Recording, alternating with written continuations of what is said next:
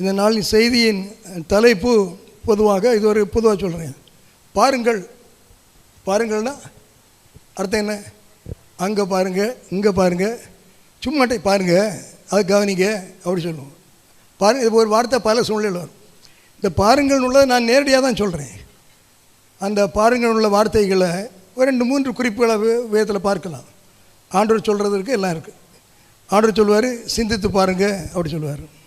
கண்களை ஏறெடுத்து பாருங்கள் அப்படி சொல்கிறாரு. கவனித்து பாருங்கள், யாரை? கிறிஸ்துவை கவனித்து பாருங்கள் அப்படி சொல்லுவார். இன்னும் யோசித்து பாருங்கள் அப்படி சொல்கிறாரு. அடுத்து இப்படி பல இடத்துல நீங்கள் பாருங்கள் அப்படின்னு சொல்கிறேன். அந்த அர்த்தத்தில் தான் அந்த தலைப்பை சொல்கிறேன். பாருங்கள். அந்த இதில் முதல்ல ஒரு சின்ன குறிப்புக்கு நேராக போகலாம். லூக்கா 18:6. பின்னும் கர்த்தர் அவர்களை நோக்கி அநீதி உள்ள அந்த நியாயாதிபதி சொன்னதை சிந்தித்து பாருங்கள். அநீதி உள்ள அந்த நியாயாதிபதி சொன்னதை சிந்திச்சு பாருங்க. நம்ம என்ன சொல்லுவோம்? அநீதி உள்ள சொன்னதை ஏப்பா சிந்திக்கணும், அது தூரப்படு. நல்ல உடனே ஏதாவது சொன்னா அநீதி உள்ள நியாயம் சொல்லணுமா, அது சிந்திக்கணுமா அப்படின்லாம் சிலவங்க சொல்லுவாங்க. நமக்கு அதில் பைபிளில் இருக்கிறது அப்படி எடுக்கணும். அல்லேலூயா. ஆமாம், பைபிளில் உள்ள வார்த்தைகள் நமக்கு விளங்காமல் இருக்கலாம், அது தப்பு கிடையாது. ஆகவே நாம் வார்த்தைகளை சரியாக எடுத்து நம்ம முழு திருப்தியினுடைய உள்ளத்திற்கு ஆவியிலே கிடைக்கும் வரை அதை ஆழமாய் தோண்டி பார்ப்போமானால் ஊற்று வந்து கொண்டே இருக்கும்.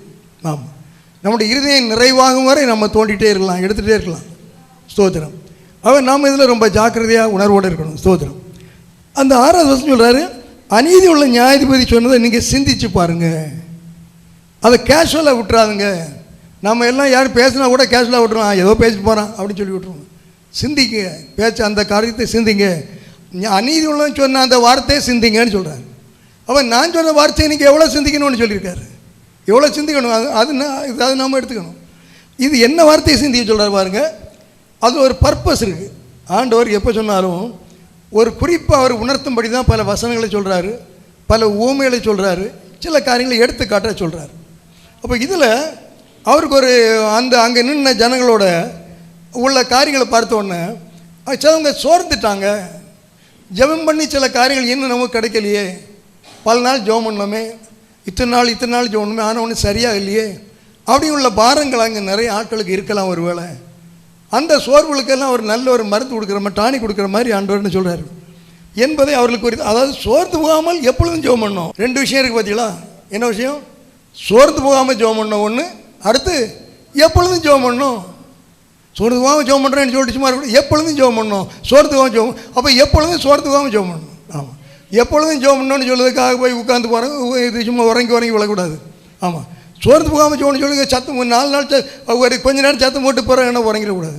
அது இல்லை, சோர்ந்து போகாமல் எப்பொழுதும் ஜெபம் பண்ண வேண்டும் என்று கர்த்தர் சொல்லியிருக்கிறார். அல்லேலூயா. அப்போ முதல் விஷயம், நம்ம வாழ்க்கையில் எத்தனையோ பிரச்சனை வந்திருக்கலாம், காரியம் வந்திருக்கலாம். நீங்கள் சோர்ந்து போகாமல் எப்பொழுதும் ஜெபிக்கிறவர்களாக இருக்கிறீர்களா? சிந்திச்சு பாருங்கன்னு வேறு விஷயம் சொல்கிறாரு. நான் இதை சொல்கிறேன். நம்ம நினைப்போம் தெரியுமா, ஒரு காரியம் வரும்போல இருக்கும். எப்படி ஒரு காரியம் வரது போல் இருக்கும், உடனே அது நமக்கு ஆண்டவர் தந்துட்டார், நம்ம கேட்டோம் ஆண்டவர் தந்தார், வந்துடும் அப்படின்னு நம்ம விருப்பத்தின்படி நினச்சிக்கிட்டு அதுக்காக ரொம்ப விசுவாசத்தோடு ஜெபம் பண்ணது போல் நம்ம ஜெபம் பண்ணணும். உங்களை சொல்லலை, பொதுவாக செய்வாங்க. விசுவாசத்தோடு ஜெபம் பண்ணுறேன், வந்துடும், எனக்கு அப்படி ஆயிரும் இப்படி ஆயிரும் ஆன்னு சொல்லுவாங்க. ஆனால் அது கருத்துக்கு சித்தம் இருக்காது, அது பாட்டுக்கு போயிடும். அப்போ உடனே சோர்ந்துருவாங்க. சோர்ந்து எல்லாம் 4 நாள் எல்லாம் ஜெபம் இருக்காது, எல்லாம் இருக்காது. இல்லைங்க, ஆண்டவர்கிட்ட ஜெபம் பண்ணால் நம்பிக்கையோட ஜெபம் பண்ணணும். நம்ம நினைக்கிறத அவர் தரணும்னு இல்லை, அதையும் தரலாம். அதுக்கு மேலே இருந்தால் அதுதான் தருவார். நம்ம நினைக்கிறது ஒரு தேவையில்லாத இருந்தால், குப்பையாக இருந்தால் தரமாட்டார். அதுக்கு மேலே ஒரு திட்டம் வச்சுருந்தா அதைத்தான் தருவார். அல்லேலூயா. சில பிள்ளைகள் ஒரு கடையில் போனால் ஏதாவது ஒன்று எடுப்பாங்க, அதை அந்த அம்மா மாதிரி என்ன பண்ணுவாங்க, தூக்கி டப்புன்னு அங்கே போடுவாங்க. அப்படி தானே சின்ன பிள்ளைகள் நம்ம வயசுனா அதை தூக்கி அங்கே போட்டுட்டு இன்னொன்று எடுத்து கொடுப்பாங்க. ஆமாம், அந்த பிள்ளை பார்த்து அது கொஞ்சம் முன்னுக்கு இருக்கும் எடுக்கும், அம்மா இதோ எடுத்து கொடுப்பாங்க.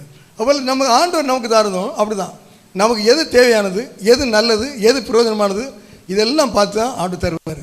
எது தீமை இல்லாதது, சிலமே ஆண்டு நம்ம விரும்புகிறதில் தீமை இருக்கும், நமக்கு தெரியாது. ஆசையில் விரும்புகிறதில் தீமை நிறைய இருக்கும். ஆகவே ஆண்டவர் அவசியத்துக்கும் தருவார், ஆசீர்வாதத்துக்கும் தருவார். ஆகவே நம்ம ஜெபிக்கிற நாம நம்பிக்கையாக இருக்கணும். கர்த்தர் நல்லது தான் தருவார், அவர் ஒருபோதும் தராமல் இருக்க மாட்டார். ஏற்ற வேலையில் தருவார். அல்லேலூயா, நிறைவாக தருவார். சரி, என்பதை இப்போ இது ஜோமனோடு என்பதை குறித்து அவர்களுக்கு ஒரு உவமையை சொன்னார். உவமைன்னா என்ன? ஒரு காரியத்தை விளக்கி சொல்லணும்னா அதுக்கு ஒரு சம்பவத்தை சொல்லி, ஒரு கதையை சொல்லி, அல்லது நடந்த ஒரு காரியத்தை சொல்லி, ஏற்றபடி நடைமுறையில் உள்ளது இல்லாததில் நடைமுறையில் உள்ள ஒன்றை சொல்லி அவர்களை அந்த உண்மையை உணர வைப்பது. அப்போ அவர் ஒரு நடைமுறையில் உள்ள ஒரு சம்பவம் சொல்கிறார். எப்படின்னா, ஒரு பட்டணத்தில் ஒரு நியாயாதிபதி இருந்தான். பட்டணத்தில் நியாயாதிபதி, ரைட். அவன் தேவனுக்கு பயப்படாதவனும் மனுஷனை மதியாதவனுமாக இருந்தான். அல்லேலூயா. இப்போ சொன்னது கேட்க, பட்டணத்தில் அன்னைக்கு ஒருதன் தான் இருந்திருக்கான், இன்னும் எல்லாரும் அப்படி தான் இருக்காங்க, நிற்கல தெரியல. சரி, வாசிப்போம். நியாயாதிபதி இருந்தான். அவன் தேவனுக்கு பயப்படாதவனும் மனுஷரை மதியாதவனுமா இருந்தான். இதை பற்றி என்ன நினைக்கிங்க? அவன் நியாயாதிபதியா, தேவனுக்கும் பயப்பட மாட்டானா, மனுஷனுக்கும் பயப்பட மாட்டானா? நியாயாதிபதி. அவனை யார் வச்சது? அதிகாரங்களெல்லாம் பொதுவாக ஆண்டோடு தான் கொடுக்குறாருன்னு எழுதியிருக்கு. அப்போ அப்படியும் இருக்கிறது சரியா சரியில்லையா? சும்மா சின்ன வார்த்தையில் சொல்லுங்கள், சரின்னு சொல்லுங்கள், இல்லை சரியில்லைன்னு சொல்லுங்கள். சரியில்லை. நீங்கள் நான் கேட்டால் பதில் சொல்லவே மாட்டேங்க, ஏன்னா அது கவுண்டராக வரும் பிறகு பதில். சரி, இருக்கட்டும். அந்த நியாயாதிபதி தேவனுக்கு பயப்படாதவனும் மனுஷரை மதியாதவனுமா இருந்தான். நீங்கள் என்ன நினைக்கிறீங்களோ தெரியல, ஆனால் அவன் சட்டத்துக்கு ஒரு பயப்படுவனா இருக்கு. ஆண்டவன் சொன்னால் கூட அதுக்கு ஒரு சைடு, இவர் ஆண்டவருக்கு பிள்ளை வந்திருக்காரு, கொஞ்சம் சைடு பண்ணுவோம், இல்லாமல் இருக்கலாம், தெரியாது. அது ரொம்ப விளக்கம் சொல்லப்படலை. அல்லது இது வந்து நம்ம ஆளாக்கும், எனக்கு ஆள், மனுஷருக்கு இது பண்ணுறதுக்கு எனக்கு ஆள், எனக்கு பழைய தலைவர் அப்படின்னு பயப்படுறது. அதுக்கெல்லாம் பயப்பட மாட்டானா இன்னும் எனக்கு தெரியாது, பைபிள் அப்படி எழுதியிருக்கு. சரி, அவன் எல்லாம் செய்தான் இருப்பான் போல் இருக்கு. ஆனால் அப்படி சொல்ல முடியல. அவனுடைய கேரக்டர் அது. தேவனுக்கும் பயப்பட மாட்டான், மனுஷனை மதிக்கவும் மாட்டான். அந்த பட்டணத்தில் ஒரு விதவையும் இருந்தால். இப்படியும் ஒரு மனுஷன் இருக்கிறான், அப்படியும் ஒரு அம்மா இருக்கிறாங்க. உலகத்தில் அப்படி தான் இருப்பாங்க. அல்லேலூயா. நம்ம வாழ்க்கையிலும் சிலர் அப்படி இருப்பாங்க, சிலர் இப்படியும் இருப்பாங்க. நம்ம எப்படி யார்கிட்ட எப்படி நடந்துக்கணுமோ அப்படி நடந்துக்கணும், அவ்வளோதான். நம்ம எந்த சூழ்நிலையிலும் எப்படி நடக்கணும்னு ஆலோசனை பைபிளில் தந்திருக்கிறார். அதாவது இடம் மாறி தடம் மாறி நடந்தால் நமக்கு பிரச்சனை. நம்ம பொதுவாக அதே அநேரம் அப்படி தான் செய்வாங்க. இடம் மாறி தடம் மாறி காரியங்களை பயன்படுத்துவாங்க. ஆமாம், நம்மகிட்ட வச்சு என்ன செய்வாங்க, மரத்தை வெட்டுவாங்க, வெட்டுக்கத்தி வச்சு தரையை வெட்டுவாங்க. ஏன்னா ஆயுதம் தானே ரெண்டும் அப்படி சொல்லுவாங்க. இல்லை, கரெக்டாக நம்ம எடுத்துக்கிட்டோம்னா பைபிளில் எல்லா வசனங்களும் நம்முடைய பாதைக்கு வெளிச்சமாகவே இருக்கும். அல்லேலூயா. அதில் ஒரு மாற்றம் கிடையாது. ரைட். அப்போ பாருங்கள், அந்த பட்டணத்தில் ஒரு விதவை இருந்தால். விதவைன்னு சொன்னாலே எப்படி? பொதுவாக அந்த விதவைன்னு சொல்ல வார்த்தைக்கு பொதுவான அர்த்தம் என்னென்னா, எங்கள் காலத்தில், நாங்கள் சின்ன பிள்ளைகளாக இருந்த காலத்துல எல்லாம் புருஷனை இழந்துட்டு உடனே அடுத்து என்ன செய்வாங்க, ஒரு வெள்ளை சாரி கட்டிடுவாங்க. உங்களுக்கு வெள்ளை பிள்ளைகளுக்கு தெரியாது, ஒரு வெள்ளை சாரி தான் கட்டுவாங்க. அது பிறகு வேறு கலர்லாம் உடுக்கக்கூடாது. அது வந்து என்ன, புருஷன் போயாச்சு பிறகு என்ன, ஒரு கலரெல்லாம் கழட்டிடுவாங்க, உருப்படியெல்லாம் கழட்டிடுவாங்க, தாலியெல்லாம் கழட்டிடுவாங்க, கம்மல் எல்லாம் கழட்டிடுவாங்க. அடுத்து ஒரு வீட்டில் ஃபங்க்ஷன்னா அவங்க எங்கே இருப்பாங்க? இப்போ இல்லை, நாங்கள் சின்ன பிள்ளை இருந்த காலத்தில் ஒரு வீட்டில் ஃபங்க்ஷன்னா அவங்க முன்னே வரமாட்டாங்க. அந்த எல்லோரும் இருக்கிற உட்காந்துருக்க இடத்துல இருக்க மாட்டாங்க, பின்னால் உள்ளே இருப்பாங்க. ஆமாம், உள்ளே இருந்து எட்டி பார்த்துட்டு கேட்டுட்டு இருப்பாங்க. அதுதான் அன்றைக்குள்ள நிலைமை. அவள் விதவைகள்னால் பொதுவாக அப்படி தான் ஓரளவு. அப்போ அந்த விதவை அந்த அம்மா எப்படி இருந்தாங்கன்னா, அவள் அவனிடத்தில் போய் அந்த அம்மா போகிறாங்க, எனக்கும் என் எதிராளிக்கும் இருக்கிற காரியத்தில் எனக்கு நியாயம் செய்ய வேண்டும் என்று விண்ணப்பம் பண்ணினாள். என்ன காரியம்னு சொல்லப்படலை, அவர் விண்ணப்பம் பண்ணி. இது ஒரு ஆண்டு சொல்லி ஊமை தான், அதனால் ரொம்ப டீப்பாக போகணும் இது இல்லை. ஒரு காரியத்தை புரிய வைக்கிற காரியம் என்ன உள்ள மறந்துனாங்க. சிலவங்க கர்த்தர் என்ன சொல்ல வர்றாரோ அதை மறந்து தேவையில்லாமல் இதெல்லாம் பேசிட்டு இருப்பாங்க. ஆமாம், ரொம்ப சங்கடமாக இருக்குது. அதனால் ரொம்ப அந்த செல்லில் உள்ள இதெல்லாம் பார்க்காதுங்க, அது தேவையில்லாமல் நிறைய இருக்குது. அவள் இதில் புரிய வைக்கிற காரியம், நீங்கள் சோர்ந்து போகாமல் ஜோம் பண்ணணும். நான் ஜோம் பண்ணியாச்சு, பதில் வரலன்னு நிப்பாட்டிடாதுங்க. உறங்கி ஜோம் பண்ணாங்க, உற்சாகமாக ஜோம் பண்ணுங்க. அதுதான் மேட்டர். விசுவாசத்தோடு ஜோம் பண்ணுங்க. ஜெபத்தில் உறுதியாகி தரித்திருங்க. எப்பொழுதும் ஜோம் பண்ணுங்க. சோர்ந்து போகாம ஜோம் பண்ணுங்க. விசுவாசத்தோடு ஜோம் பண்ணுங்க. அதுதான் அதை சொல்லத்தான் வராது. அவன் அந்த ஊமையை பிடிச்சி ஏதாவது பேசிட்டு விஷயத்தை விட்டுறக்கூடாது. ரைட். அப்போ அவன் விண்ணப்பம் பண்ணுறான். வெகு நாள் வரைக்கும் அவனுக்கு மனதில்லாக இருந்தது. ரொம்ப நாள் அவனே ஒரு டைப் நாள்னே சொல்லியிருக்கு. ரொம்ப நாள் ஆச்சு. அவன் அதை பற்றி சட்டையே பண்ண மாட்டான். சொல்லிட்டு போகிறா, போயிட்டு வான்னு சொல்லுவான். அவள் போயிடுவா. இப்படி வந்துகிட்டே இருக்கா, போயிட்டே இருக்கா, வந்துட்டு இப்படி ரொம்ப நாள் இருக்கு. கடைசியில் பார்த்தீங்கன்னா ஒரு நாள் அவன் என்ன யோசிக்கிறான் பாருங்க. 4வது வருஷத்தில் வெகு நாள் வரைக்கும் அவனுக்கு மனது இல்லாது இருந்தது. ரொம்ப நாள் செய்ய பாருங்க, அவளுக்கு ஒரு காரியம் செய்யணும் அந்த எண்ணமே இல்லை அவனுக்கு. பின்பு அவன் நான் தேவனுக்கு பயப்படாமலும் மனுஷனை மதியாமலும் இருந்து, அது அவனுக்கே தெரியுது இது ஒரு பயங்கரமான காரியமாகும். நிறைய பேருக்கு தங்களுடைய தவறு என்ன செய்யாது தெரியாது, ஆனால் இவனுக்கு கரெக்டாக தெரிஞ்சிருக்கு. நான் தேவனுக்கும் பயப்பட மாட்டேன், மனுஷனை மதியாதவன் அப்படின்னு தன்னை சரியாக அறிந்தவனாக தான் இருக்கான். அப்போ நல்ல ஆளாக தான் இருப்பான் போல் இருக்கு. ஆமாம், அப்படி இருந்தும் இந்த விதவை என்னை எப்பொழுதும் தொந்தரவு செய்கிறபடியால் இவளை அடிக்கடி என்ன வந்து அழட்டாதபடிக்கு இவளுக்கு நியாயம் செய்ய வேண்டும் என்று தனக்குள்ளே சொல்லி கொண்டான். ஆண்டவர் சொன்ன உண்மை தாங்க. அவங்க ஒரு சரியில்லாத ஆள் இருக்கட்டும், ஆனால் இது ஒரு விதவை சமுதாயத்தில் கடைசி இருக்கட்டும், ஆனாலும் அடிக்கடி வந்ததுனால சோர்ந்துகவும் வந்ததுனால அவன் தனக்குள்ளே சொல்லிட்டான், சரி இவா இனி வந்தால் அவளுக்கு காரியத்தை செய்திடணும் அப்படின்னு தீர்மானம் பண்ணிட்டான். அடுத்து சொல்கிறாரு, பின்னும் அவர்களை நோக்கி, அவன் மனதில் சொல்லிட்டான், அப்போ செய்துட்டான்னு அர்த்தம். பின்னும் கர்த்தர் அவர்களை நோக்கி, அநீதி உள்ள அந்த நியாயாதிபதி சொன்னதை சிந்தித்து பாருங்கள். அல்லேலூயா. ஆமாம், நீங்கள் சிந்தித்து பாருங்கள். சிந்தித்து பார்க்க வேண்டும் என்ற ஒரு கட்டளை வேதத்திலே நமக்கு தெளிவாக பல இடங்களிலே கொடுக்கப்பட்டிருக்கிறது. நாம் ரொம்ப சிந்தித்து இது பார்க்கறது இல்லை, நாம் சிந்தித்து பார்க்கணும். சிந்தித்து பார்க்கணும், இதே இல்லை, நிறைய சிந்தித்து பார்க்கணும். ஆமாம், நான் பொதுவாக ஏதாவது ஒரு பொருள் வாங்கினால முன்னே இல்லை, இப்போ ரஷ்யப்பட்டவர் இப்போ ஒழித்து வந்து ஒரு நான் கொஞ்சம் சிந்திப்பேன். நாம் எதுக்கு வாங்குகிறோம், ஏன் வாங்குகிறோம், எவ்வளோக்கு வாங்குகிறோம், இது எவ்வளோக்கெல்லாம் இருக்குது, எவ்வளோக்கு வாங்கினா எனக்கு போதும், சிந்திச்சு பார்க்கணும். ஆமாம், அல்லேலூயா. நான் இப்போ ஒரு வண்டி வாங்கியிருக்கேன், உங்களுக்கு தெரியுமா? கார், வண்டினா கார்.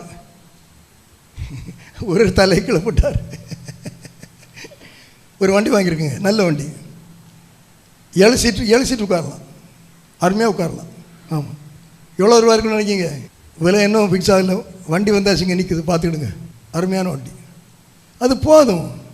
நான் சிந்திச்சு பார்க்குறேன், 20 லட்சம் 30 லட்சம் போட்டு அதை பிறகு நான் கொஞ்சம் தொடச்சி கிடச்சி பாதுகாத்து எதுங்க, இது போதுங்க எனக்கு, சபைக்கு இது போதும், சிந்திச்சு பார்க்குறேன். ஆமாம், அதனால் நீங்கள் நல்ல வண்டி வாங்க வேண்டாம் நான் சொல்லவே இல்லை. நீங்கள் அப்படி யாராவது நினச்சிடாங்க, தயவுசெய்து அப்படியே நினச்சிடக்கூடாது. எனக்கு செய்தியை நீங்கள் சிலமே தவறாக புரிஞ்சுக்கிட்டால் ரொம்ப வித்தியாசம் ஆகிடும்.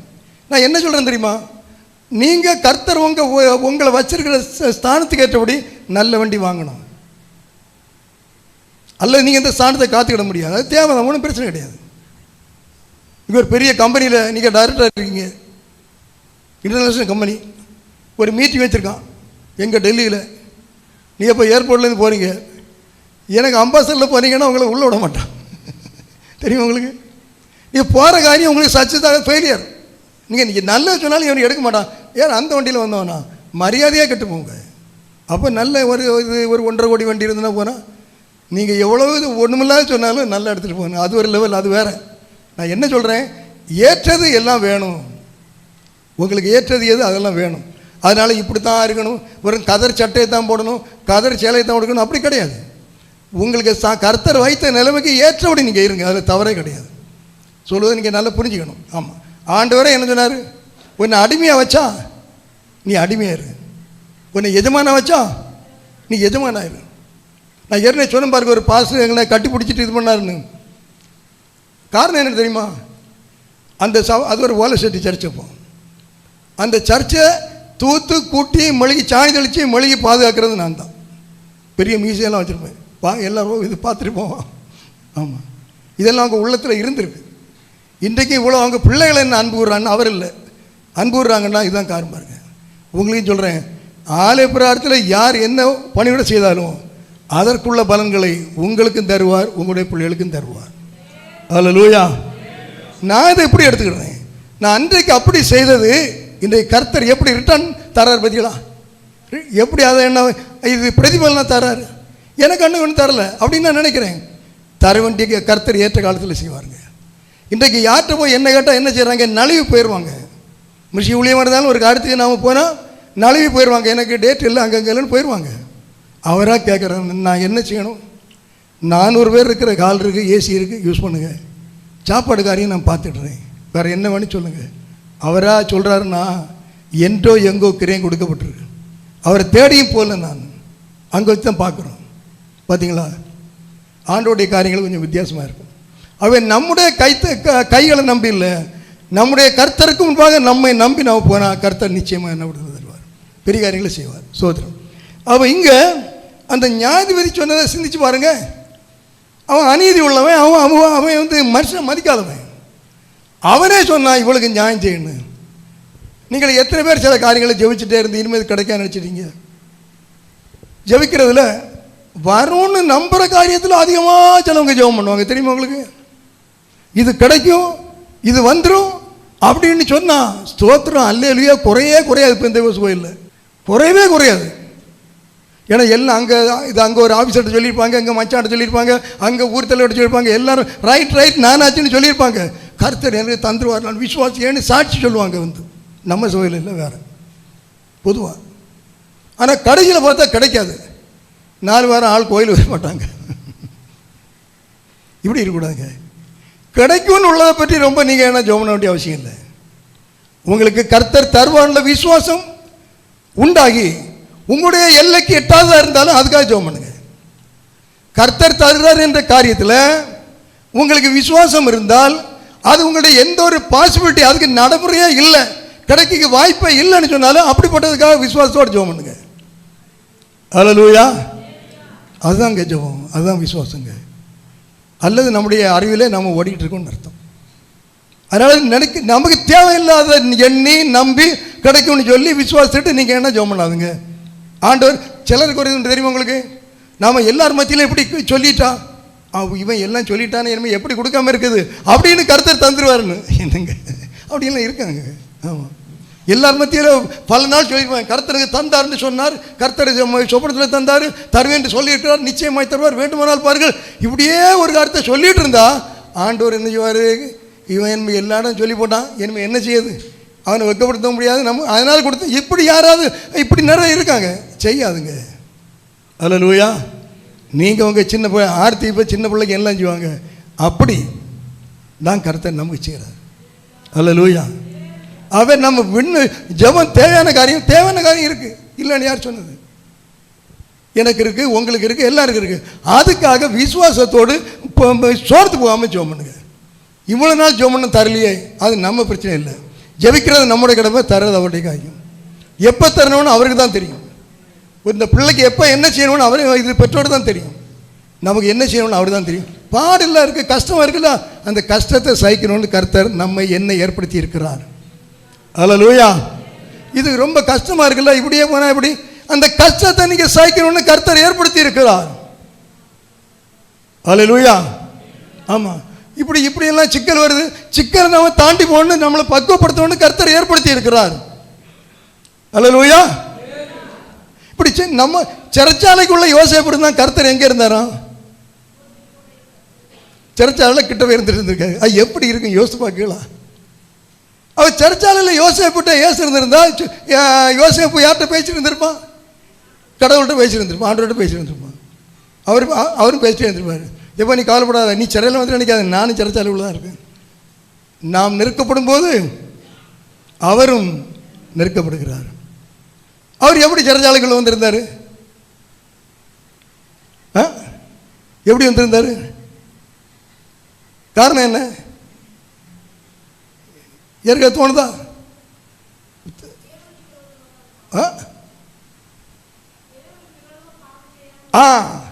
இந்த பட்சி இது யாரு, இந்த போத்திபார மனைவிட்டேருந்து ஓடலாம் பாருங்க. ஆண்டவர் கூட ஓடி வந்தார். இவன் ஓடி வெளியே வந்தாமல்ல, ஆண்டவர் கூட ஓடி வந்து கூட போய் ஜெயிலில் உட்காந்துக்கிட்டார். அங்கே இருந்திருப்பான்னு அவர் வெளியே போயிருப்பார். ஆண்டவர் ஏன்ட்ட இல்லைன்னு நம்ம நினைக்கமா? நம்ம சிறைச்சாலையில் இருந்தால் யோசேப்புட்ட ஆண்டவர் இருந்தார், ஆலயத்தில் இருக்க என்கிட்ட ஆண்டவர் இல்லையான்னு அப்படி யாராவது நினைக்கலாம்? இப்போ இருக்கலாம், சொல்ல முடியாது. ஆமாம், அப்படி இருந்தால் ஆண்டவர் உங்களோட இருக்கக்குள்ள ஒரு அந்த காரியங்களை கரெக்ட் பண்ணிடுங்க. கரெக்ட் யுவர் செல்ஃப், அவ்வளோதான். அதில் ஒன்றும் பெரிய பிரச்சனை கிடையாது. யாரும் நீதிமான் கிடையாது, யாரும் பாவியும் கிடையாது தேவனுக்கு முன்பாக. ஆண்டவர் என்னோட இல்லைன்னு ஒரு எண்ணம் இருந்துன்னா உங்கள் லைஃப்பில் ஓட வேண்டிய சில இடத்துல ஓடாமல் நின்றுருக்கீங்களான்னு யோசிச்சு பாருங்க. அல்லேலூயா. புரியுதா? பின்னால் இருக்கவங்களுக்கு புரியுதா? அல்லேலூயா. ஆமாம், பாடுன்னு நினைக்காதுங்க. பாடு வரும், பாடு வந்தால் நாம் கொஞ்சம் சகிக்கணும். இயேசு கிறிஸ்து பாடு சகிக்கலையா? இயேசு கிறிஸ்து பட்ட பாடு நமக்கு சொல்லப்பட்டிருக்கு. ஆனால் நான் நம்புகிறேன், எழுதப்படலை, கேட்காதுங்க என்ற பதில் கிடையாது. நான் நம்புகிறேன் பிதாவாகிய தேவன் அதை விட பாடுபட்டார் என்று நான் நம்புகிறேன். நிச்சயமா நம்புகிறேன் நான். ஆமாம், அல்லேலூயா. பிள்ளைக்கு ஒரு பாடுனா ஐயோ அம்மாடி சத்தம் போடும் இந்த பிள்ளைகள். என்ன இந்த வாலிய பிள்ளைகள், வாலிய பிள்ளை வீட்டில் இருக்க வந்து பாடுனா அப்படி சொல்லும். அம்மா இருப்பாங்க, ஏதோ முணுமுணுப்பாங்க. அப்பா என்ன செய்வார்? ஒன்றும் பேச மாட்டார். அவருக்கு பாடு வேறு, அது சுமப்பார். இவங்களாம் கொஞ்சம் வெளியே விட்டுருவாங்க, தாப்புனார் சுமப்பார். இயேசு கிறிஸ்து பட்ட பாடு எவ்வளோ அதிகம், ஆனால் பிதாவானவர் பட்ட பாடு அதை விட அதிகம் என்று நான் நம்புகிறேன். அல்லேலூயா. அதை பார்க்க முடியாமல் தான் கண்ணை முடித்தார். ஆமாம், கைவிட்டார், பார்க்க முடியலை. ஒரு குழந்தைய தூக்கி எரியிற அக்கினியில் எந்த தாயால் போட முடியுமா? போட முடியுமா? அக்கினி எரியுது தெரியுது, பிள்ளை அழுது, அனல் பிடிக்குது, பிள்ளை போட முடியுமா? ஆண்டவர் போட்டார்ல.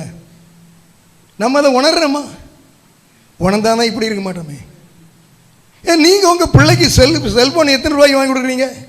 இடைக்கு ஒரு அம்மா சொன்னாங்க, யாருன்னு கேட்காதுங்க, எல்லாம் நம்ம பிள்ளைகள் தான். பையனுக்கு செல் வாங்கி கொடுத்துருன்னு சொன்னாங்க. எத்தனை ரூபா சார்ன்னு கேட்டேன். 70,000 ரூபா. எவ்வளோ? 7,000 ரூபாயா? 70. அடுத்து என்ன தோணுச்சு, இந்த மிஷின் உழைத்துக்கெல்லாம் எவ்வளோ கொடுத்தீங்கன்னு கேட்கலான்னு நான் கேட்கல. எனக்கு வேணா விட்டு காசு இருக்காது வேறு கொடுக்க. வண்டியில் வாங்கி கொடுத்தா பிள்ளைகளுக்கு மட்டமான வண்டி வாங்கி கொடுங்க, ஸ்கூட்டர் வாங்கி கொடுங்க, அல்லது ஒரு 1 லட்சம் 1.5 லட்சம் 2 லட்சம் வாங்கி கொடுங்க. 7 லட்சம் 9 லட்சம் வாங்கி கொடுக்காதுங்க. அல்லேலூயா. பாடுகளை கொஞ்சம் சகிக்கணுங்க, மனதிலையும் சகிக்கணும், சரீரத்திலையும் சகிக்கணும். யோசேப்பு சிறையில் இருந்தான், இது தேவநாய் கர்த்தர் கூட இருந்தார். நீங்கள் சிந்திச்சு பாருங்க, அந்த அநியாயம் உள்ளவன் சொன்னதை சிந்திச்சு பாருங்க. நான் இப்படி சொல்ல, உங்கள் இருதயத்தை நீங்கள் சிந்திங்க. உங்கள் இருதயத்தில் சில இறக்கம் வருது இல்லையா? வருதா இல்லையா? இறக்கம், பாவம், ஐயோ பாவம் இறக்கம் வருதா இல்லையா? வருது இல்லையா? சரி, நம்ம அதை கொடுப்போன்னு வருதில்ல ஒரு எண்ணம். சரி, அவன் கேட்குறது தப்பு தான், தேவையில்லை தான், சரி செய்வோன்னு ஒரு எண்ணம் வருது இல்லையா? ஆண்டவர் உங்களுக்கு செய்யாமல் இருப்பாரா? அல்லேலூயா. அது வர கொஞ்சம் பாடு, அது சகிக்கணும். அது சகிக்கத்தான் வேதம் சொல்லுது. அதான் ஐயா பாடினார், பாடுகள் அனுபவிப்பேன் பரலோக தேவனுக்காய் கிறிஸ்துவின், அடுத்த வார்த்தை என்ன மறந்துடுது, வெளிப்படை நாளில் மகிழ். ஆமாம், பாடுகள் அனுபவிப்பேன் பரலோக தேவனுக்காய். பாடுகள் அனுபவிப்பேன் பரலோக தேவனுக்காய். கிறிஸ்துவின் மகிமை வெளிப்படும் நாளில், கிறிஸ்துவின் மகிமை வெளிப்படும் நாளில் நான் களிகூர்ந்து மகிழ்ந்திருப்பேன். நான் களிகூர்ந்து மகிழ்ந்திருப்பேன். நான் இயேசுவால் பிடிக்கப்பட்டவன், அவர் இரத்தத்தால் கழுவப்பட்டவன்.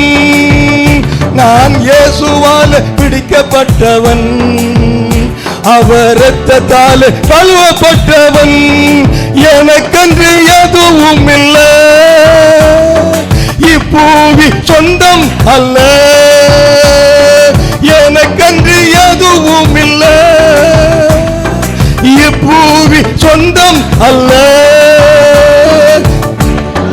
இயேசு, என் இயேசு, எல்லாம் இயேசு, இயேசு, இயேசு, எல்லாம் இயேசு, இயேசு, இயேசு.